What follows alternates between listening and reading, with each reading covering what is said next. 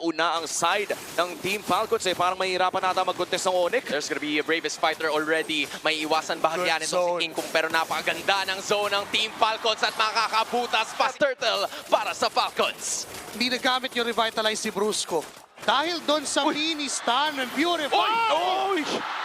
Talo na naman na gagawin si Kyle. Babawian naman siya ni King Kong at yun ay ata ang kanyang magiging katapusan. Nawala na naman ang jungler. Dalawa na naman ang pinagsama si Ogwen. Reset muna sila nitong pangalawang pagong. Pero yung RWM bibitawan na naman yung Crimson Beacon ay gagawin din para makatakas kahit papano. May ipapatong na naman at aatakihin na ng Onyx Philippines. Kasama mo pa yung Throne of Ruin na nagkulang dito kay Kirk. Pero buhay pa rin si Flap. Sinazone niya na lahat. Ginagawa niya ang kanyang makakaya para hindi siya mamatay at makapagkaroon pa ng oras ang Team Falcons. Pero wala na naman magkakamatayan, pero yung RWM na naman! Aray ko po. Si Hatsing!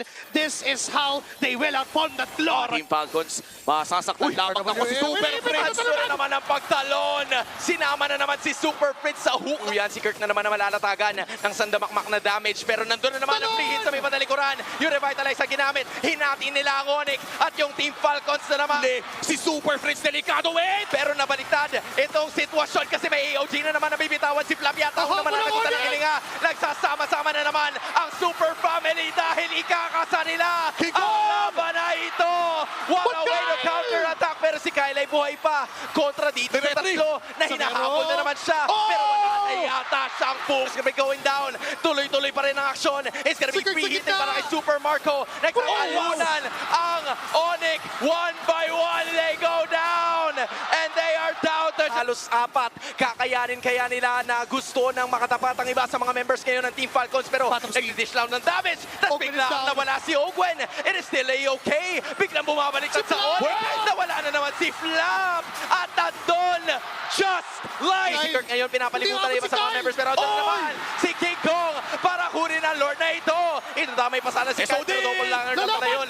SOD ay bibitawan. Tapos rin-revitalize. And doon na naman, si Brusco malalagutan ng hininga. AOG para kay Brusco para makatakas. Pero si Sung masama. Pero instead, ilipat na lang sila dito sa kabila. Nandun na naman yung SOD. The Prince goes down. Idadamay na yata nila yung iba. Andun yung AOG para sana makatulong pa dun sa iba. Pero tingnan mo naman yung minions na nandun sa may banda ibaba. It's still Super Marco dishing the damage.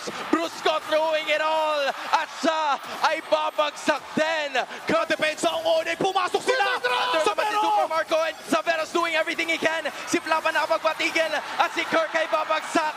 Nagpasiklab na sa Maynila. Pero hindi pa doon matatapos. Gumaling pa sa Cambodia.